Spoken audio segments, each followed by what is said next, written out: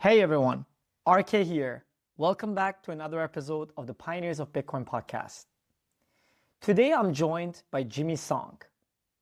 Jimmy is one of the best known voices in Bitcoin when it comes to the technical side of things. He's a Bitcoin developer, educator, and author. He's been in software for decades, got into Bitcoin back in 2011, and has spent years teaching people how Bitcoin actually works under the hood. In this conversation, we tackle the current spam debate in Bitcoin, including Bitcoin knots, Bitcoin Core version 30, and BIP-110. More importantly, we unpack the bigger issues behind the headlines, what this debate is really about, why it matters, what the trade-offs are, and what the consequences could be for everyday Bitcoin users. My goal with this episode is to help you navigate this debate with a bit more clarity and a bit more nuance, because there's a lot of noise out there around this topic right now. So with that, here's my conversation with Jimmy Song.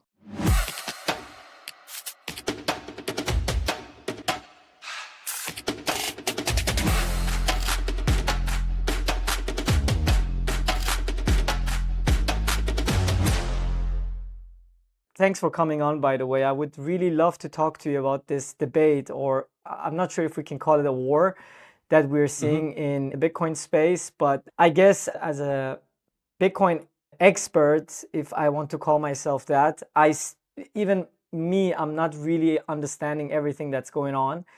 And Okay. I'm trying to get a sense of what's happening, and I would like you to give a very clean explanation, if possible, for the average Bitcoin holder, anybody who really is not as tech savvy to understand what's going on. I want to maybe start by asking you about the version 30, the Bitcoin Core version 30. What exactly happened there? Can you break this down in very, very simple terms, Jimmy? Yeah. So here's what happened with version 30. There was a proposal to change the relay policy, and if you don't know what relay policy is, it's what nodes relay to one another, right? Transactions and things like that. And there've always been sort of standard or non-standard things that get relayed.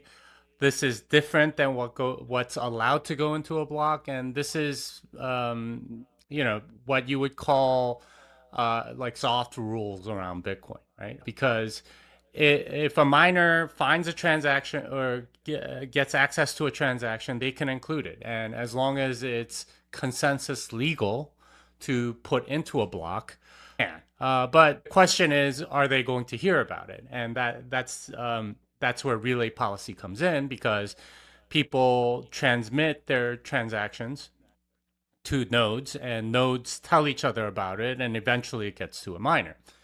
Now, this is a big part of the network, and it's kind of a soft rule because um, a lot of things are not something that you want to put into consensus. So, for example, the minimum transaction fee for a transaction. It used to be zero for, certain old transactions, but that was never going to be held for that long, because people, you can just sort of flood the network with free transactions, and that would be a DDoS vector and things like that.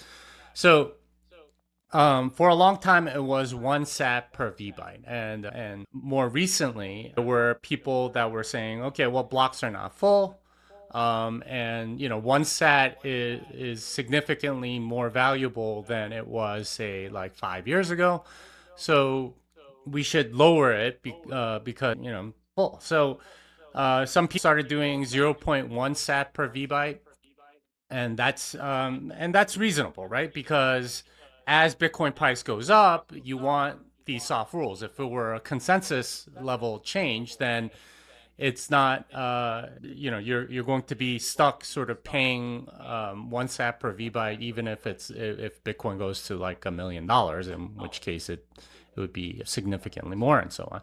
So that's the idea behind rules. Can you maybe explain a little bit more about what actually upset people? So what actually made So you people have this go crazy? policy. Yeah, so you have this policy rule. You have various policy rules, and one of them is the op return rule, and this has been something that's been in Bitcoin for since like 2013, 2014. So it's a fairly old rule, but basically it said that in any transaction you can put up to 80 bytes on in op return. And the original idea was to give people a place to put metadata about the transaction into a field that could put arbitrary data. But it was only 80 bytes, and it was that way for a reason, because you put too much, then it becomes kind of spammy, and it's been that way for a long time. And the core version 30 was, let's remove this limit, because miners can mine things that are greater than 80 bytes, because it's not consensus illegal, right? To have things that are greater than 80 bytes. It's just a matter of relay policy, and that's something that the Bitcoin core devs decided. Now, a lot of people didn't like that, because they were saying, okay, why are we doing this? This has been a rule for 10 years. Why would you want to do that? And it turned out that it was to accommodate a project called Citrea, a private company that wanted to build something like ZK rollups working with BitVM on Bitcoin. And they said they needed something like 160 or 200 bytes, somewhere around there, of stuff in op return. I don't think would have been as controversial if the limit went from 80 to, let's say, 256 bytes or something like that. But what the core devs decided to do was remove the limit altogether. So now relay policy is such that you can change it to you can send something with 100,000 op return bytes if you wanted to, which is the practical limit, because one of the relay rules is the size of the transaction has to be less than 100,000 bytes. So that's about as large as it can get. So that became this very controversial thing, because they increased it to 100,000, where really there wasn't any demand by anybody to have it that big.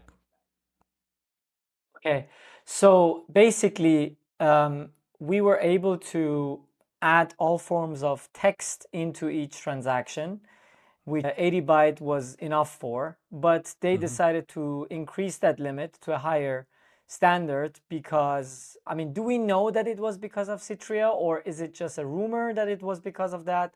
No, they explicitly said that it was. It was actually, I forget what his first name is, but Darizior on GitHub, and I think on Twitter as well. He went out and did that, right? Like he talked to the Citrea people, and they told them the plans, and he came up with the solution. And yeah, I mean, it was very explicitly something that they found out through Citrea, and they wanted to accommodate them, because otherwise they were going to make, unspendable fake pub keys on chain. And it's kind of a very weird use case in any case. It's in the Citrea network goes down, and they needed to blast 256 or 200 bytes or so of data to everybody as sort of like an unlock of the system or something like that. And it wouldn't happen very often. It would be at most like 5 times a year. But this is what they wanted to accommodate, and that was the reasoning behind changing it. But again, like why such a large number? Really, they only needed like 256 bytes at the most, and they went all the way to 100,000.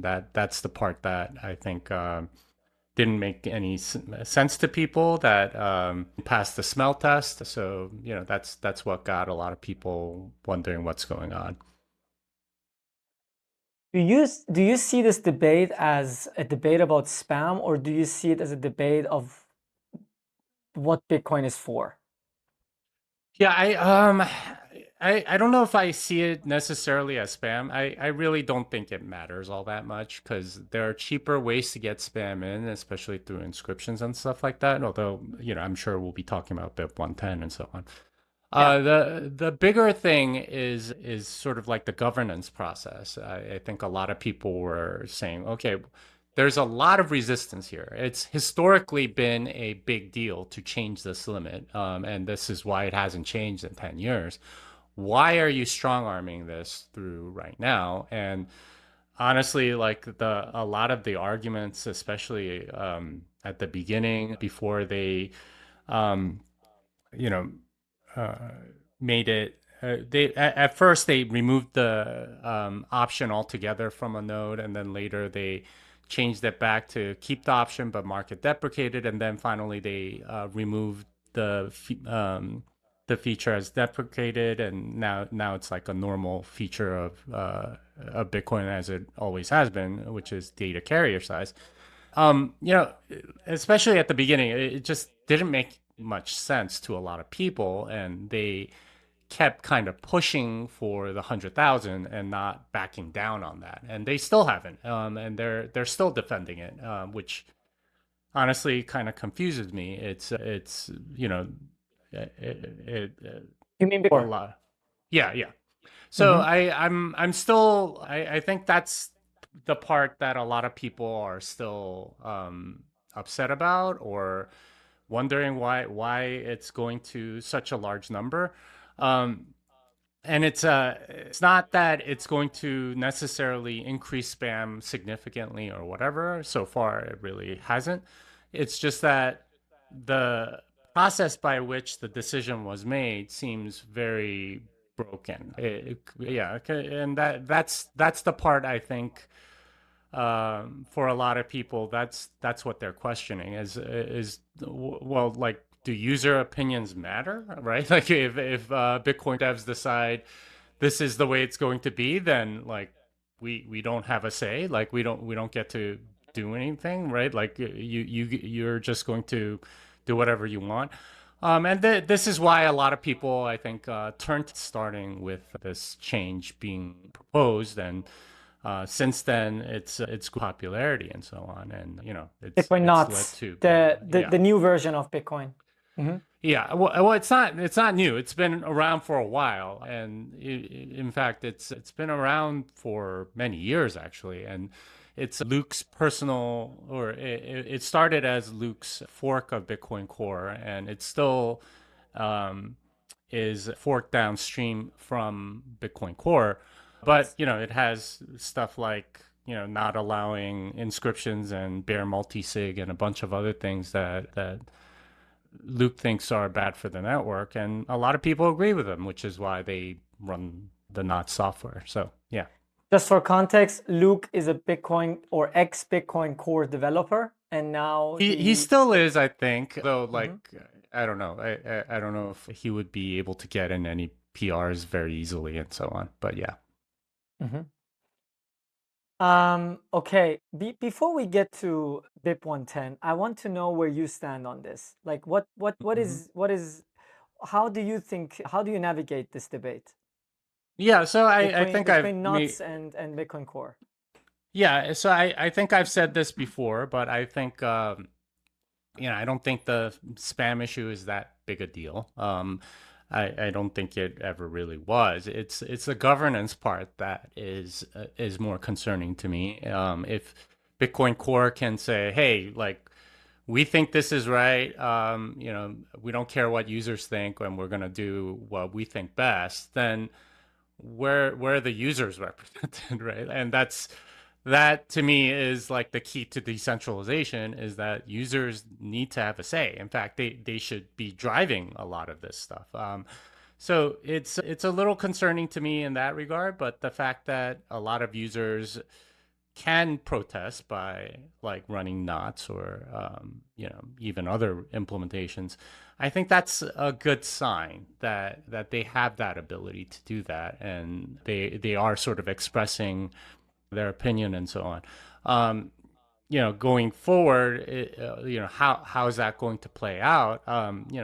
That's a real question. And what are people going to do about it? And what choices are they going to have? That's the real question going forward. But for me, the user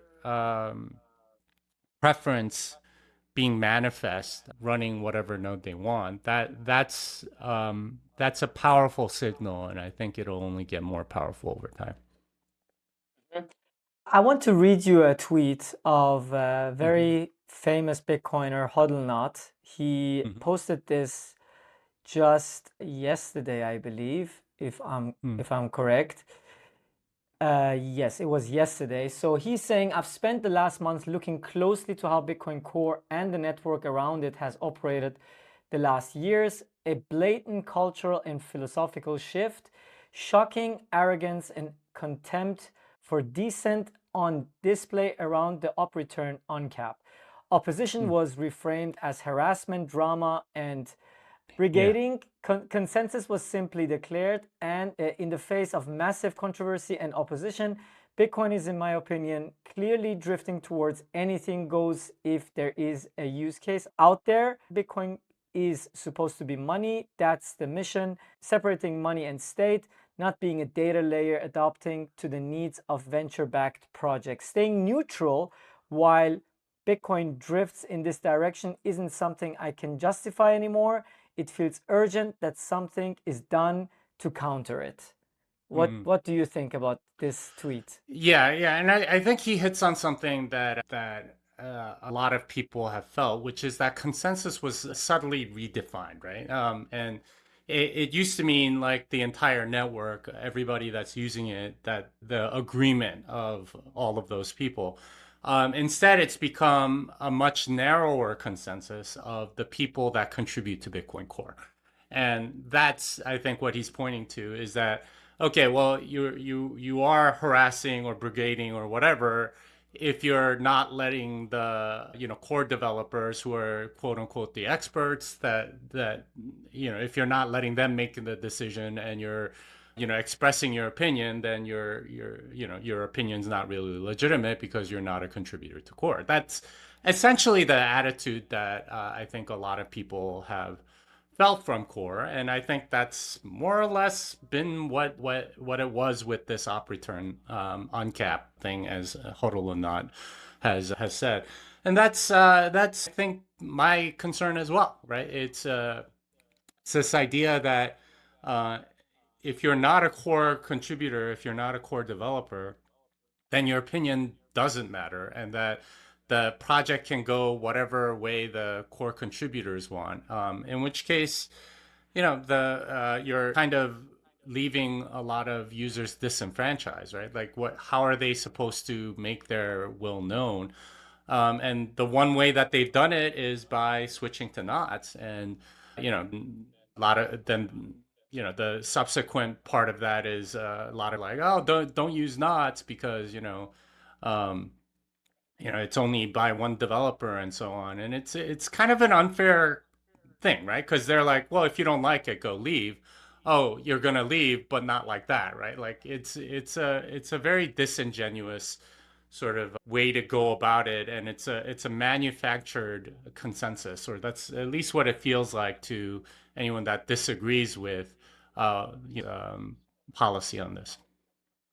Yeah, and also, I mean, for somebody who doesn't understand Bitcoin, looking at Bitcoin from the outside, this looks like a clown show, to be honest, that we even have to have a debate like this. And, most people won't even understand what we are talking about, to be honest. I don't want to dumb it down to a level that the conversation would stall, but it's just, this is what frustrates me, to be honest. I mean, we are selling the idea that you can buy Bitcoin and forget about it, right? Because it's the future of money. It's supposed to not be changed, or any change that is significant enough to change its nature, which is primarily money, hopefully.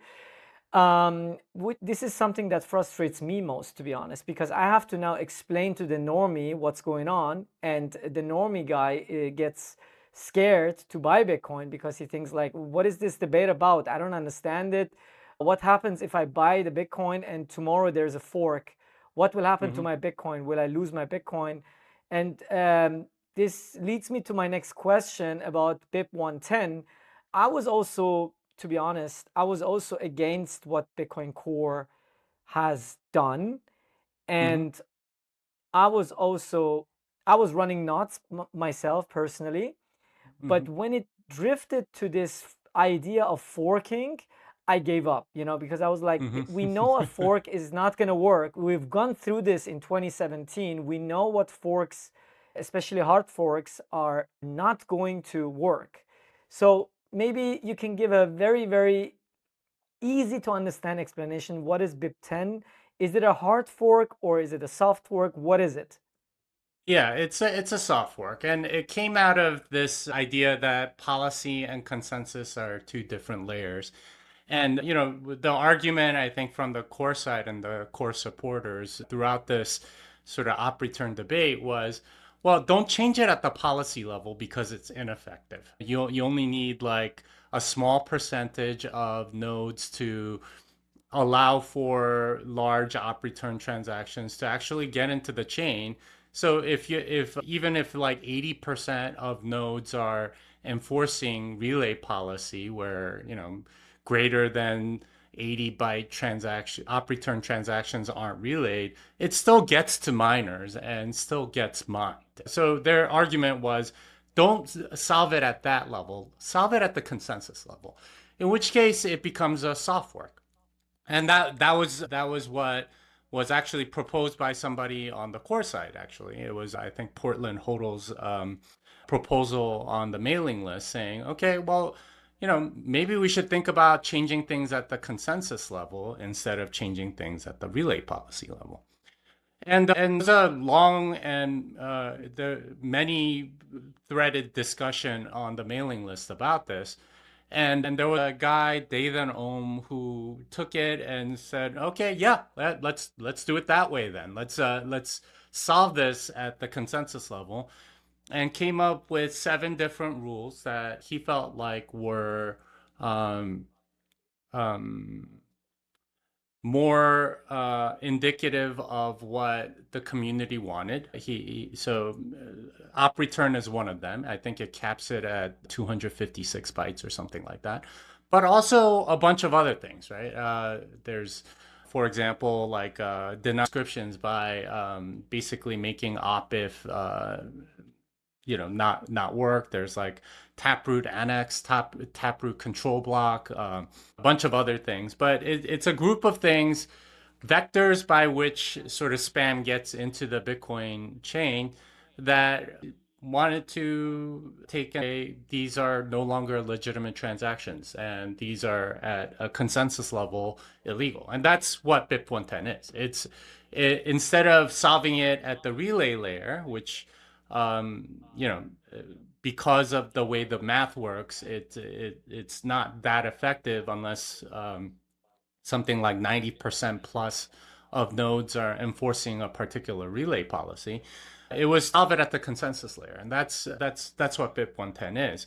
Now the problem is that some of these are probably going a little too far. So, for example, the op if you eliminate that as an opcode, then a lot of mini script stuff breaks, right? And this has been an argument from all the wallets that use mini script. I think We do. Nunchuck wallet and Yeah. several others. Yes. There's also this thing where I think control blocks are lit to, I don't know, like 8 layers or something like that. So the taproot script tree can't be greater than that. And a lot of like BitVM stuff, a lot of these zero knowledge rollups depend on it going all the way to 128 layers, right? Like, and that's what makes it so that you can have large programs that you can prove are um, not executed correctly or whatever.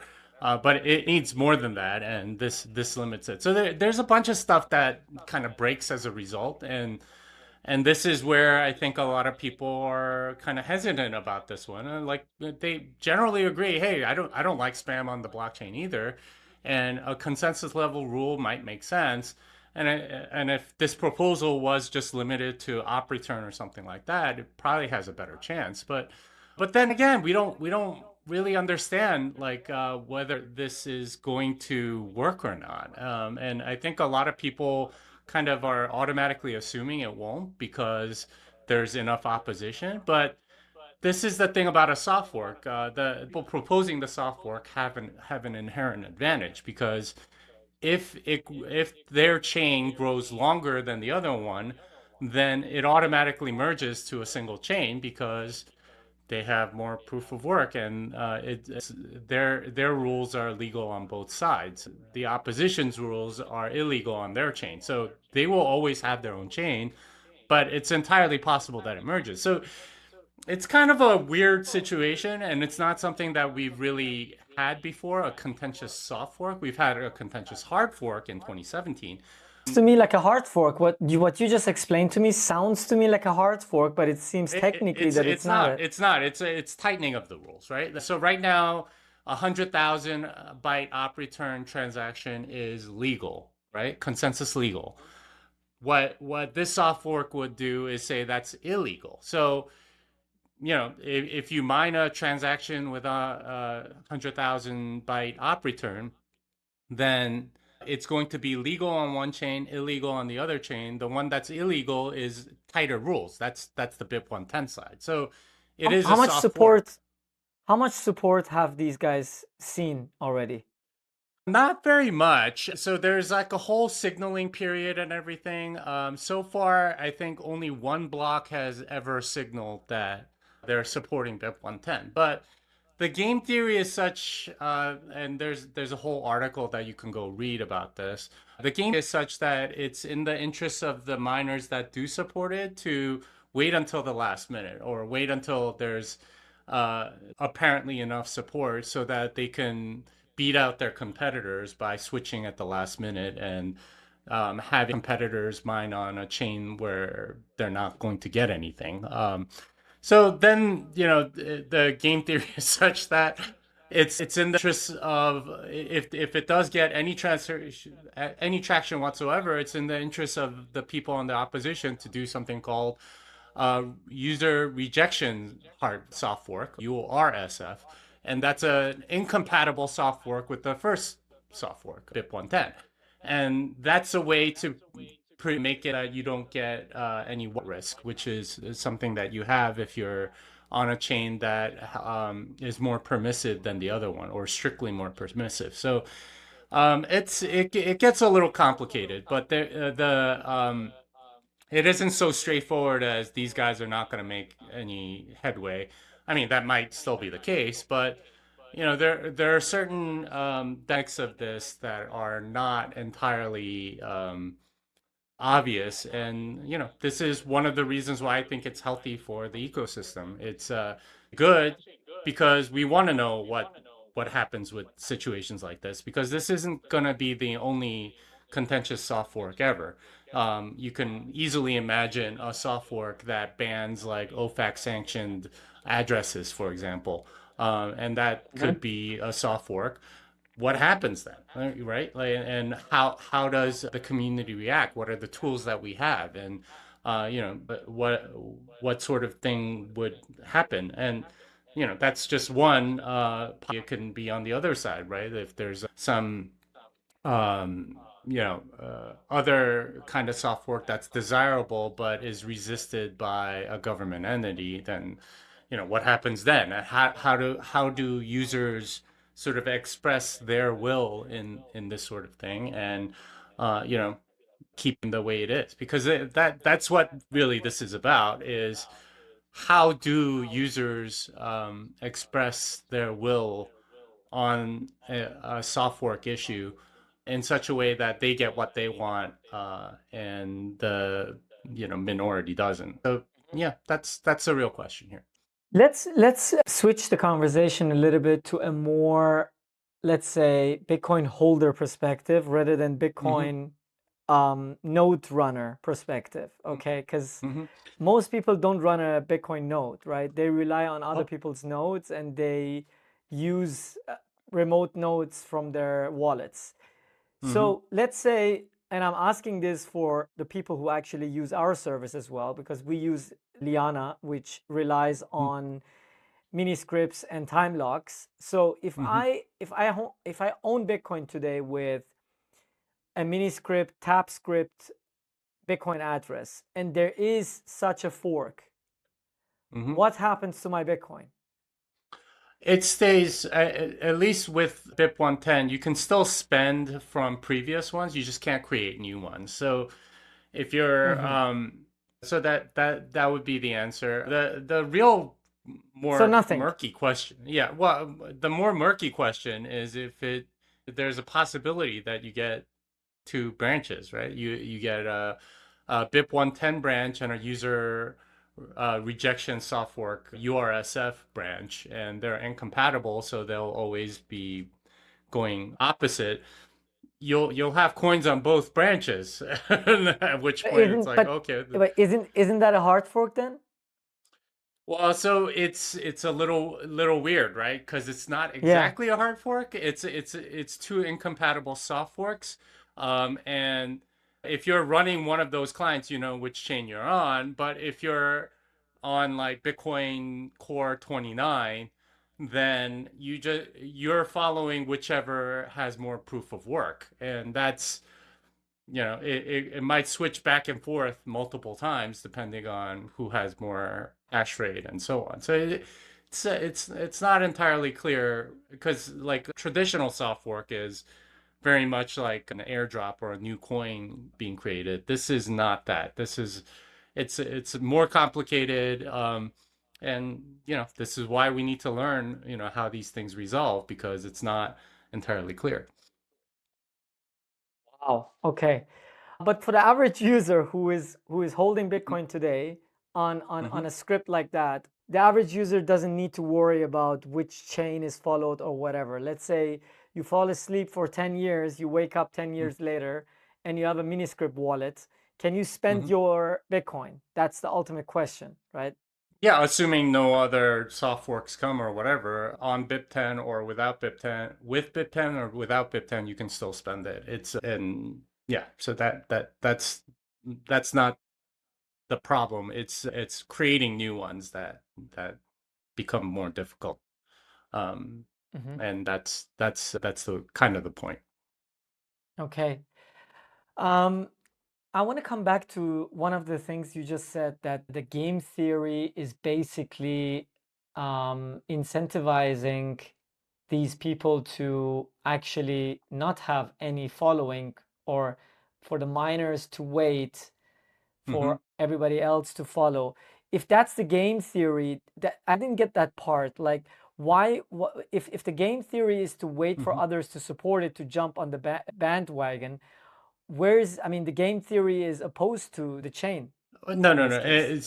So let me phrase that again. So basically, if you're a miner, you want to mine as much as possible while your opponents do not mine their things. And your opponents in this case are other miners, right? So if, for example, you are interested in switching to BIP-110, when is the optimal time for you to switch is the big question. If you signal fairly early, then everyone else knows that you're going in that direction, and they're more incentivized. Like you've sort of like given away your hand, right? You can't hurt your opposition nearly as much. And this is sort of thinking of mining as a more adversarial game, which it may not necessarily be. But if you switch all at once, then you surprise a bunch of other miners that weren't prepared for it, in which case you would have an advantage for some amount of time until they decide one way or the other. So you have, for example, 50%, which is the threshold at which the BIP-110 sort of activates. Then your incentive is to surprise your competitors and mine the blocks yourself, and they lose money while you make money.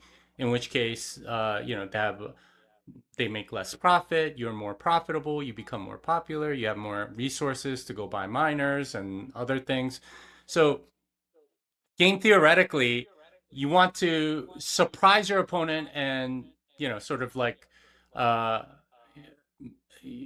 switch all your hash power to the soft fork as late as possible. It's not unlike kind of what we were talking about before the show, like what happens in war, which is that you're going if you telegraph to everybody, hey, we're gonna go and bomb this place, then you do the least amount of damage.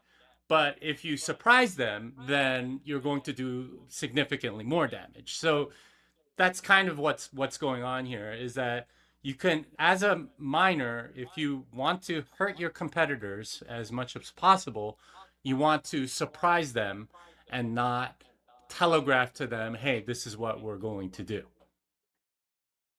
This reminds me of the war in the Middle East as well. It's the same strategy. Yeah. Yeah. Okay. So, but through the monetary incentives, I mean, why would a miner want to support a fork that gives them less revenue over time, right? Because if I can add, yeah, if I can add more, if I can add more data with a version than the other, and I'm a miner, right? I'm not a Bitcoin holder only. I might be a holder as well, but my main incentive is to print Bitcoin, essentially. That's what the miners do, right? So I want to get as much fees as I can in every block. And I know that if there's a lot of filters, and I'm not saying this is a good thing or bad thing, but purely as an incentive perspective from a miner, if there is less data in each block, I get paid less. So why should I support that as a miner? Yeah, so this is where the wipeout risk becomes a much bigger thing than any fee revenue that you're going to get. So the thing about a soft fork is that it can always overtake, if it's long enough and has enough proof of work, it can overtake the other chain, right? And this is where you get wipeout risk. If you stay, assuming no URSF, assuming you stay on the non-BIP-110 chain and you're mining on that, you always have the possibility of the BIP-110 chain getting longer and having more proof of work, wiping out the proof of work that you already did, which would be really terrible, right? So you got 3.125 Bitcoins from mining a block just on like the reward plus whatever fees, but that's not very significant right now. So for all intents and purposes, it's 3.125. If you stay on the non-soft fork chain, then you have the risk of that being taken away from you, which is horrible, right? Like that's the big risk that they're taking. If it's even close, then the incentive is to go to the soft fork chain, just because you might get wiped out for 3.125.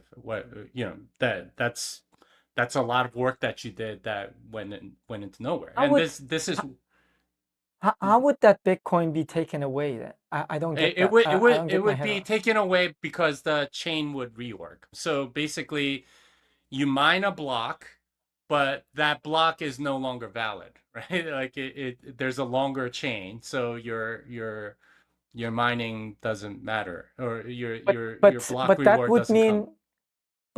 mean, Jimmy, that would mean that not only miners would be affected, also users would be affected. If I spend Bitcoin to buy a On one. house on the next block, and it's in the middle of this debate or this chain split, I might see a confirmation, but because I'm on the wrong chain, the confirmation actually never occurred. Yeah, yeah. Or if you took that money, or if you received that payment, it might get wiped out, and then the payer gets all their Bitcoin back essentially because it didn't get broadcast on both chains or something like that. So there like I said, this complicated, right? And you have a lot of different risks, and this is why people are discussing something like a URSF, because it makes things a lot cleaner if you know, okay, this going in one direction, this going in the other direction, and you don't have wipeout risk on either side. Wipeouts kind of like Scary. disrupt the system significantly for a lot of reasons. And this is kind of the thing that the software proponents are kind of banking on, is that if there is no URSF, then the advantage is on their side, and like a lot of miners, I don't think really care about this issue at all, and they just want to make money. So for them, it's like, well, one side I have wipeout risk, the other side I don't. I'm gonna go with the one that I don't have wipeout risk on, if it's anywhere near close, because I don't really care, right? Like, and that's um that's part of the game theory dynamic that we have here, and yeah, that's Mhm. I think it's interesting, yeah, for sure. Pretty crazy. What would you, based on your experience, what would you say is the number of confirmations that a user can truly rely on in such a situation? Because at some point, you will know which chain is the longest and whether your transaction is a valid one or not. Well, so this is, if you're on the software chain, then you don't need to worry much at all. If you're not on a software chain and you can get wiped out, then it's not really ever final until like that settles, right? If the other chain overtakes you, then it's settled as unconfirmed basically, unless you're on both chains or something like that. So it's a very strange kind of dynamic where you're not really confirmed until either you have a URSF, or the other chain fizzles or like dies or something. It's I don't know if you can say, hey, you need six confirmations or whatever. I mean, it might be like too much of a lead to ever get overtaken, but like it's never really that certain on that regard. So it's, yeah, I don't know if there's a number there. If you're on sort of like a wipeoutable chain, then you can always get wiped out, in which case it's not really certain. Wow. Yeah. Sounds super scary, to be honest with you. It can be, but this is why we need some resolution around this, right? And this is why Yes. people are talking about a URSF and things like that, because that It makes would things resolve cleaner. the issue, right? If we did Yeah, that. yeah, because then you're on a software chain, and you're like, it can't get wiped out. So this is the dynamics of it, and this is why I think it's good, because we need to know how these things get handled, or what moves people have. I don't know. Uh, there's a lot of people that think the BIP-110 has no chance whatsoever, and you don't need to worry about it at all. And they might be right, right? Like where like miners aren't interested, they're not running it, and you get maybe one block on it at the most on Nobody really cares about that BIP, to be honest. I don't care yeah, either. yeah. I couldn't In care which less. case, then maybe it doesn't succeed, but maybe it does succeed. I like this is the big thing, and this is what we kind of want to know, because a soft fork is something that anyone can do at any time. we Yes. got we got to know like how the Bitcoin community handles this.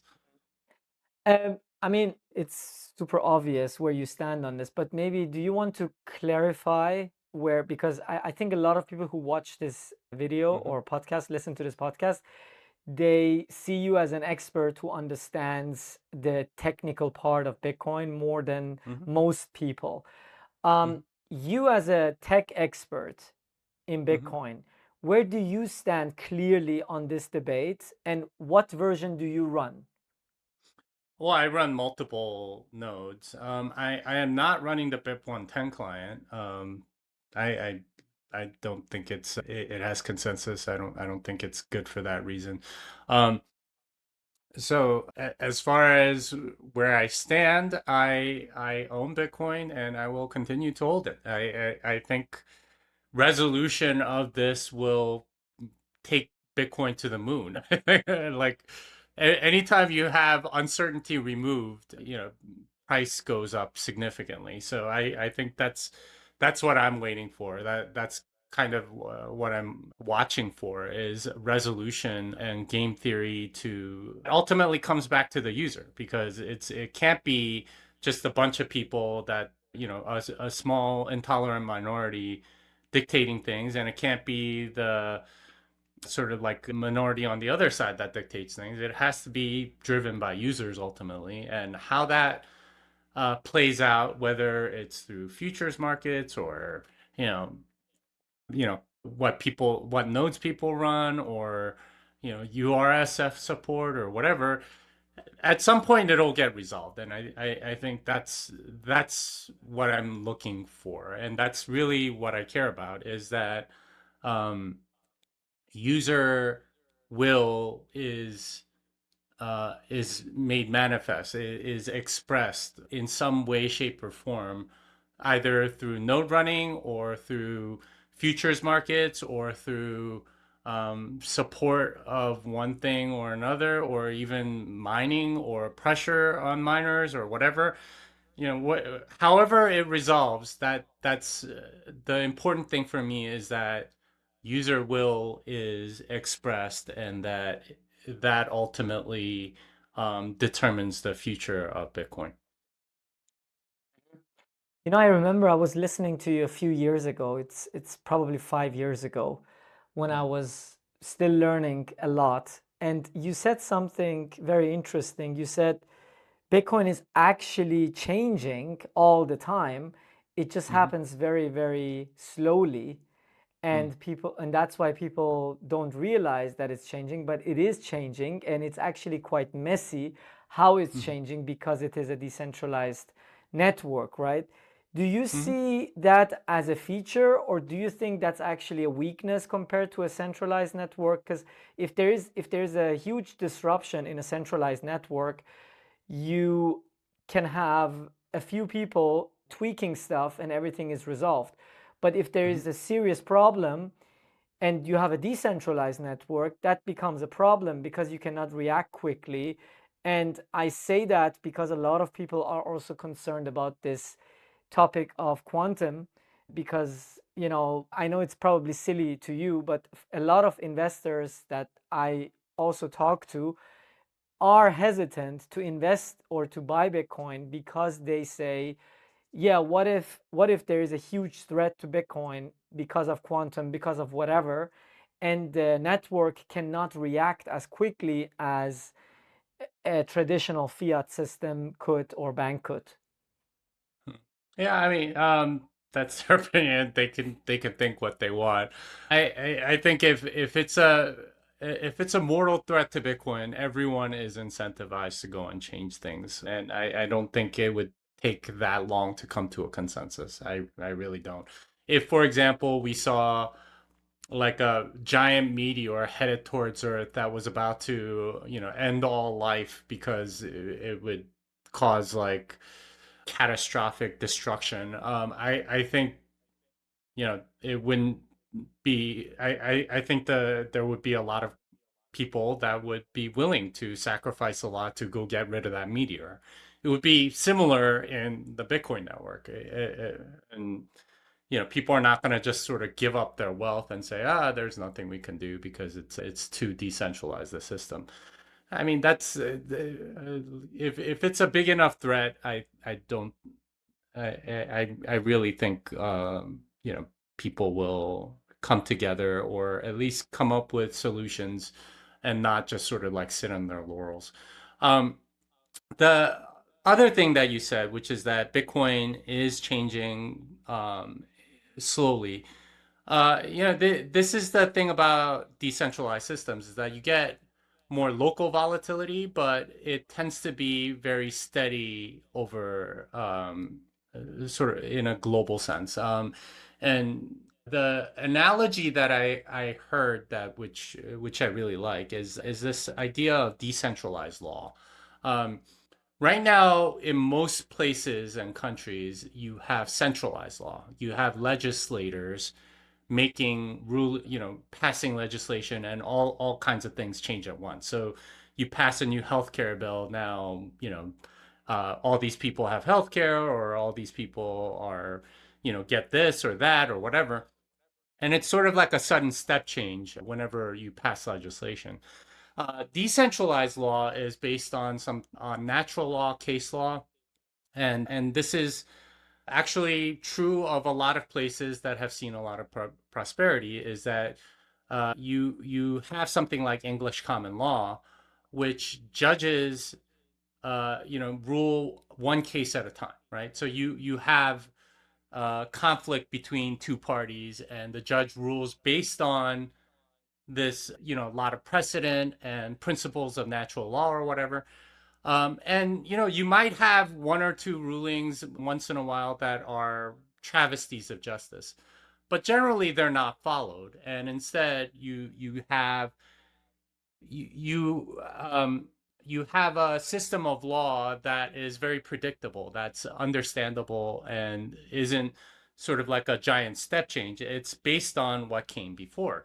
And that tends to be very good for a lot of places. And English common law, I believe UAE is actually one of the places which used English common law as a basis. So Hong Kong's another place, Singapore's another place. Obviously, a lot of the Commonwealth and former British colonies, they all use English common law and use this system of sort of decentralized law versus central legislation, which tends to be a lot more disruptive.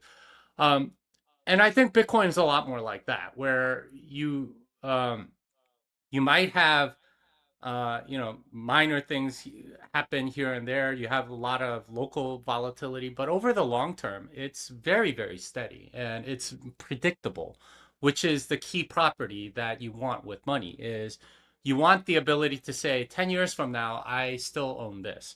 And it's not, there's no new tax legislation that suddenly takes away like half your wealth or something like that you have in places like Denmark, or I think actually it's the Netherlands, right? They have like an unrealized capital gains tax, right? Like if you were planning 5 years ago for your retirement in 20 years, well, all that it's like kind of out the window because this legislation's coming up.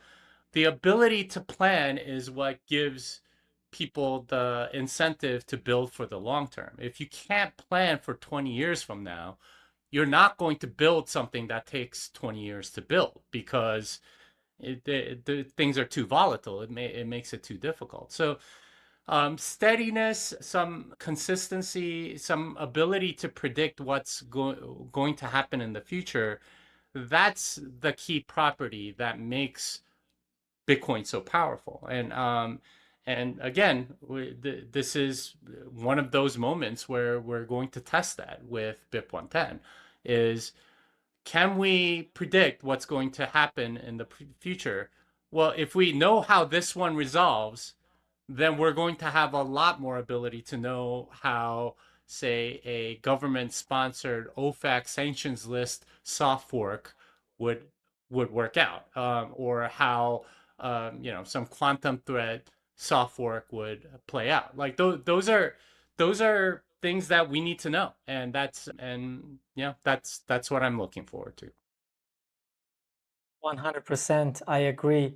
Jimmy, before I let you go, I want you to tell me a little bit about your book. I'm a big fan of your book. I would recommend everybody to buy and read your book. Can you tell me how you came by to write this book, your co-authors? How did you guys come up with writing a book with such a beautiful title? Thank God for Bitcoin. Yeah, there's a newer version, by the way. We just released it. If you search "Thank God for Bitcoin," you might be able to see it. But it's got like a newer cover, better branding. But yeah, but basically we Is it this Go one? scroll down. Yeah, that's the one. Yeah. This one? No, the one above that. The Yeah, one that one. above, this one. Yeah, Okay. yes. Mm-hmm. Yeah, so Beautiful. this is the second edition of the same book, but we just tweaked a few things here and there. But this is Mm-hmm. Thank God for Bitcoin: The Creation, Corruption, and Redemption of Money.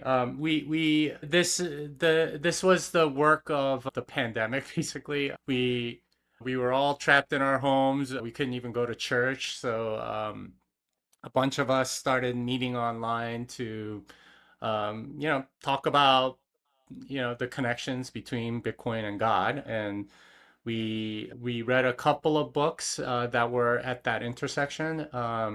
Guido Hulsmann's Ethics of Money Production and Gary North's Honest Money. We liked both books, except neither of them knew about Bitcoin. And they basically had at the end of the book, hey, we need to change to the gold standard by lobbying our governments. And we were like, that's not going to happen.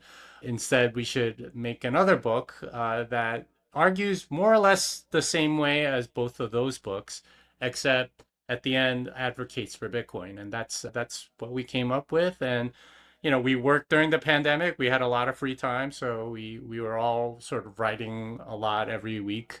And we managed to get something out that resonated with a lot of people. I'm pretty sure that's the most popular book that I've written. I've written 5 books, and I get asked about this one more than any other. So I'm very happy with what's happened, and yeah, we have a second edition. So it's the only Blessing. one of my books that has a second edition. So there you go. A blessing. That's amazing. We hit the hour, Jimmy. I don't want to take too much of your time. Let the audience know where they can find you on. I think you have also a YouTube channel, do you? Yeah, I do. I have a podcast called Bitcoin Fixes This, and you can go look it up. It's on my YouTube channel and so on. But you can find me on X at Jimmy Song, and I have a Substack, jimmysong.substack.com, and I recently relaunched my website, jimmysong.org. It points to everything I do, all my articles, all my videos, all my newsletters. They're all there. So you can go check that out. Amazing. Beautiful. Everybody go check out Jimmy's website. Jimmy, thank you so much for coming on. I hope to speak to you soon again. Let's hope for the best. I hope things are not going to become as messy as we have in other parts of the world in Bitcoin, because Bitcoin is what we all rely on, and it's the reason why we use it for our future savings. And I hope everything will get sorted. And this is a nothing burger, hopefully, as many people think. Thank you. Thank you. Thank you. Take care. Bye.